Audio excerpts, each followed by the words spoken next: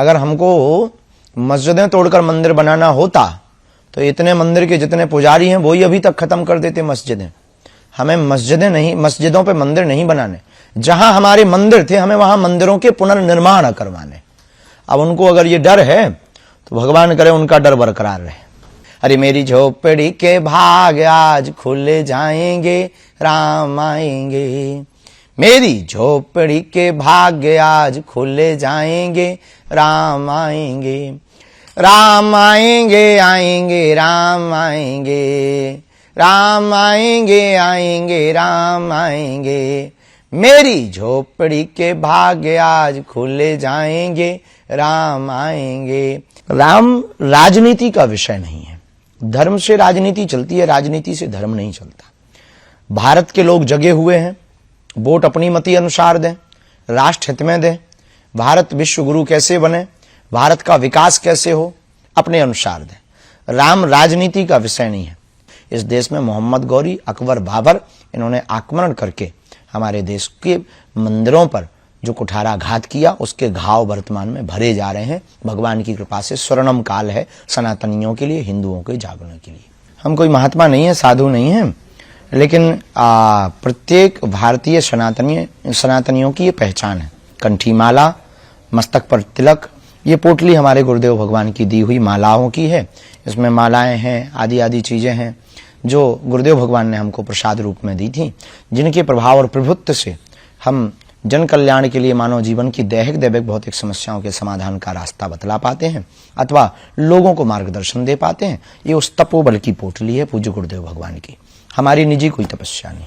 जी, चूंकि राम दरबार है आपके गले में और राम मंदिर का उद्घाटन होना है, प्राण प्रतिष्ठा होनी है भगवान श्री राम की मूर्ति की अयोध्या में, ये जो एक उत्सव है इसको लेकर के आप, चूंकि आपको निमंत्रण मिला है, आप वहां पर शायद जाएंगे भी, जा रहे हैं। उत्सव है, इसको किस तरह से आप देखते हैं? ये आज तक की समस्त सनातनियों की, हिंदुओं की सबसे बड़ी विजय है, सबसे बड़ी जीत है।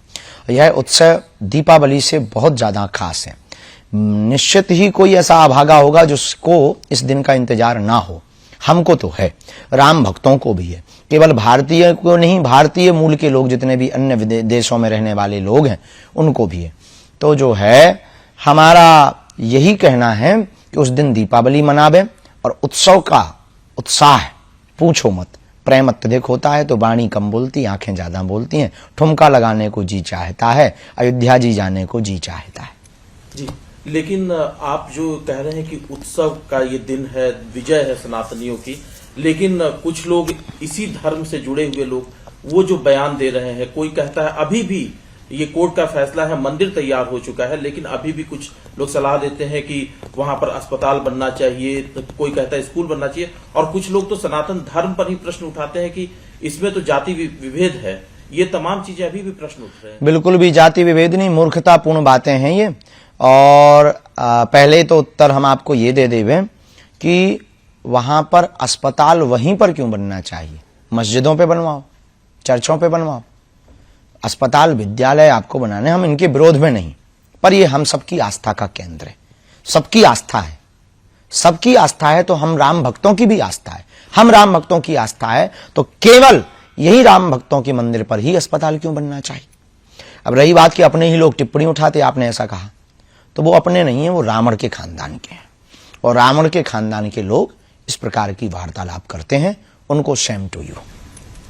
शास्त्री जी, इसमें एक सवाल ये भी है, चूंकि कोर्ट से फैसला आया है तब मंदिर बन रहा है, लेकिन श्रेय लेने की भी बात चल रही है। कुछ लोग कहते, ये भी सवाल उठा रहे हैं कि राम हमारे हैं तो राम किसके? अब आप ही बता दीजिए, चूंकि आप गुरु की श्रेणी में, तो आप ही बताइए कि राम किसके हैं? राम सबके हैं, राम जन जन के हैं, राम का विश्व है, राम व्यापक है, राम विश्व के प्रणेता है, राम विश्व के मानवों की आचार्य संगता है, राम विश्व की आधारभूत है, राम एक बहुत बड़े नायक हैं, राम एक इस देश के प्राण हैं, इस देश की श्वास है।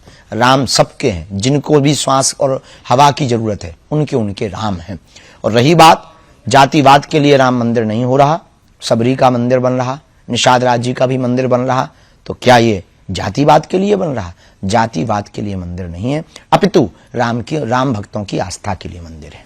एक बयान जो आया कि वो भगवान श्री राम को उन्होंने कह दिया कि वो तो क्षत्रिय धर्म के थे, मांसाहारी थे, इस तरह के भी भगवान श्री राम। बाद में उसने क्षमा मांगी। मूर्खतापूर्ण बातें हैं, राक्षस वृत्ति के लोग हैं। इस प्रकार के जो वार्तालाप, ना इन्होंने राम को समझा, ना रामत्व को समझा, ना राम तत्व को समझा, ना इन्होंने राम के बारे में पढ़ा, ना गढ़ा।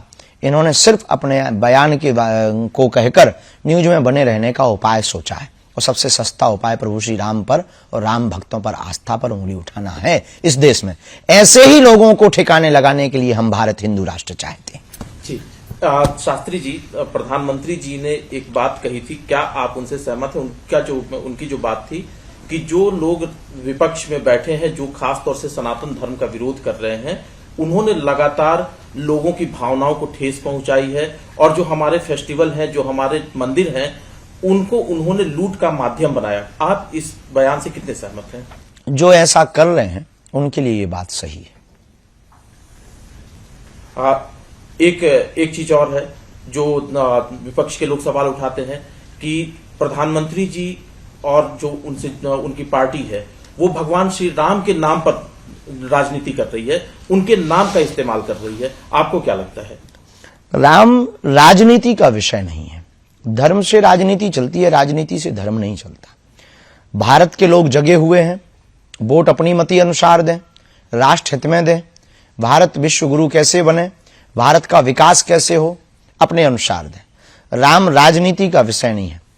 राम की स्वयं की नीति है मर्यादा, राम की स्वयं की नीति है एकता, अखंडता, संप्रभुता, और राम जी की स्वयं की नीति है विश्व में शांति।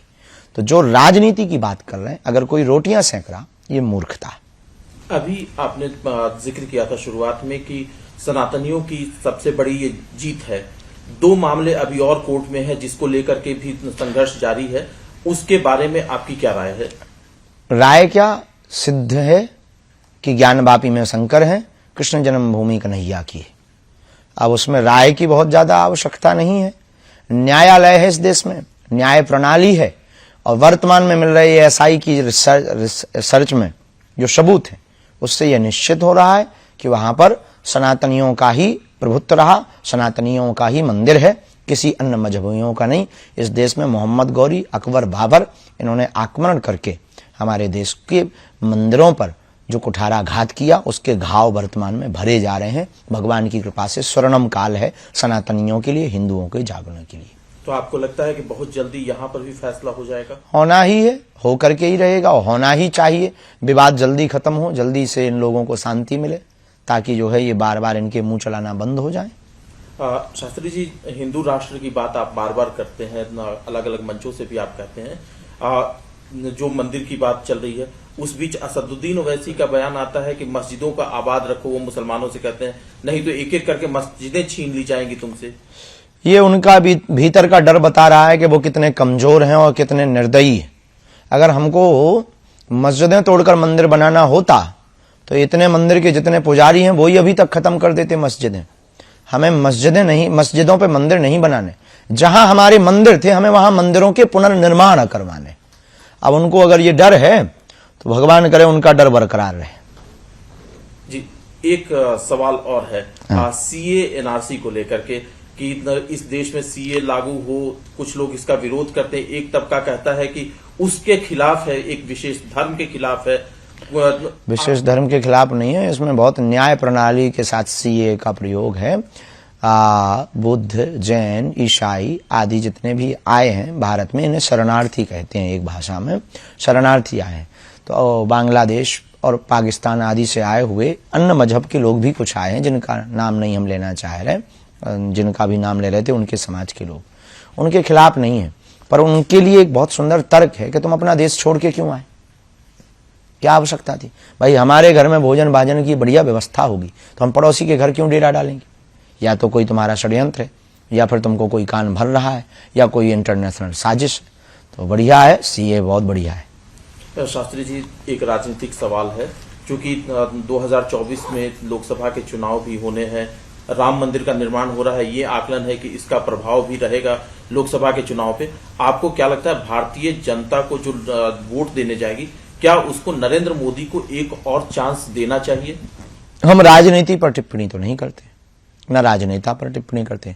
जो राष्ट्रहित की बात कर रहा, राष्ट्रहित के लिए बोल रहा, राम राज्य की स्थापना के लिए जी रहा, ऐसे व्यक्ति को भारत के संपूर्ण वोटरों को स्वविवेक के साथ अपनी मति के अनुसार वोट देना चाहिए। अब किसको देना चाहिए ये तुम्हारा विवेक, हमारे कहने से आपको वोट देना नहीं।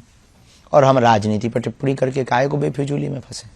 लेकिन कुछ लोग ये राय रखते हैं कि शास्त्री जी पर्ची निकालते हैं तो राहुल गांधी और कांग्रेस की भी कभी पर्ची निकाल करके बता दें कि देखो साहब, हम पर्ची निकालते हैं मानव जीवन की दैहिक दैविक भौतिक समस्याओं के समाधान के लिए। सबको आना चाहिए, जिन्हें निकलवानी है वो आए। अब आपके कहने से नहीं हम निकालेंगे, जिनको निकलवानी है वो हमारे पास आए, हम बिल्कुल बारे में उनके बताएंगे। जो हमें चेतना के बल पे, शक्ति के बल पर पता लगेगा हम बोलेंगे, और जो बोलेंगे वो सत्य होगा। ये हनुमान जी की कृपा। एक सवाल है कि जो आज की वर्तमान जो आज का राजनीतिक परिदृश्य है जिसमें कई अलग अलग मोर्चों पर काम हो रहे हैं, क्या आकलन है आपका इस सरकार को लेकर के जो ये काम कर रही है? मैं किसी पार्टी की बात नहीं कर रहा, किसी नेता की बात नहीं कर रहा। इस पर अभी हम कुछ कह नहीं सकते जी। एक सवाल आखिरी है, चूंकि राम अयोध्या में आ रहे हैं, अपने भवन में जा रहे हैं, राम राज्य को लेकर के कि राम राज्य की स्थापना कैसे हो, सिर्फ राम के आने से राम राज्य की स्थापना नहीं होगी, क्या संदेश देना चाहेंगे आप? राम राज्य की स्थापना होगी, अमीर और गरीब को छांटा जाए और गरीबों का भला किया जाए और जातिवाद को खत्म किया जाए। जातिवाद की रोटी सेंकने वालों के मुंह पर जोरदार तमाचा लगवाया जाए कानून के द्वारा। और भारत में राम राज्य की स्थापना, ये जो राम जी के ऊपर टिप्पणी उठाते हैं, इनके लिए कठोर कानून बनाया जाए और तीर्थों को स्वच्छ पवित्र किया जाए और तीर्थ क्षेत्र में बिकने वाली मांस मंदरा पर पूर्ण प्रतिबंध लगाया जाए और गरीबों को पूर्ण अधिकार दिया जाए, चाहे वो किसी भी जाति का हो, किसी भी वर्ग का हो, किसी भी मजहब का हो, तो भारत हिंदू राष्ट्र बनेगा और राम राज्य होगा। लेकिन जातिगत जनगणना की बात हो जाती है ना, जब इस तरह की बातें होती। जातिगत जनगणना की जगह अमीर और गरीब की जनगणना होनी चाहिए और गरीबों की जनगणना करके उनको लाभ देना चाहिए। राम अयोध्या में आ रहे हैं, अपने भवन में, अयोध्या में तो वो थे ही, उल्लास है आपके, आप अपने हृदय का जो उल्लास है वो किस तरह से व्यक्त करेंगे? राम जी तो अवध में विराज रहे। पहले लोग कहते थे कि राम लला हम आएंगे, मंदिर वहीं बनाएंगे, अब बन गया है भगवान की कृपा से। राम लला आ रहे हैं 22 तारीख को और हिंदुओं को जगा रहे हैं हनुमान जी की कृपा से। अभी वर्तमान में एक गीत बहुत चल रहा है, 2 लाइन उसकी सुना देते हैं। अरे मेरी झोपड़ी के भाग आज खुले जाएंगे, राम आएंगे।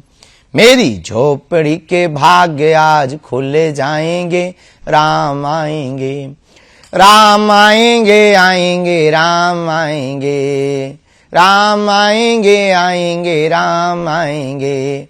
मेरी झोपड़ी के भाग्य आज खुले जाएंगे, राम आएंगे। ये भाव बहुत ज्यादा सबरी माता का ये भाव है और सब लोग उस दिन का इंतजार कर रहे हैं। बड़ी दिव्यता भव्यता के साथ प्रभु श्री राम जी विराजमान हो रहे हैं। और हमको तो अयोध्या में जाकर एक ही बात याद आती, सीताराम जी की प्यारी राजधानी लागे, महारानी लागे, मन मीठो मीठो सरजू जी को पानी लागे। सीताराम जी की प्यारी राजधानी लागे, महारानी लागे, मन मीठो मीठो सरजू जी को पानी लागे। धन्य कौशल्या धन्य कैकेयी धन्य सुमित्रा मैया, धन्य भूप दशरथ जी की अंगना खेलत चारों भैया। हाँ खेलत चारों भैया, गुड़धानी लागे, बड़ी प्यारी लागे, मन मीठो मीठो सरजू जी को पानी लागे। श्री सीताराम।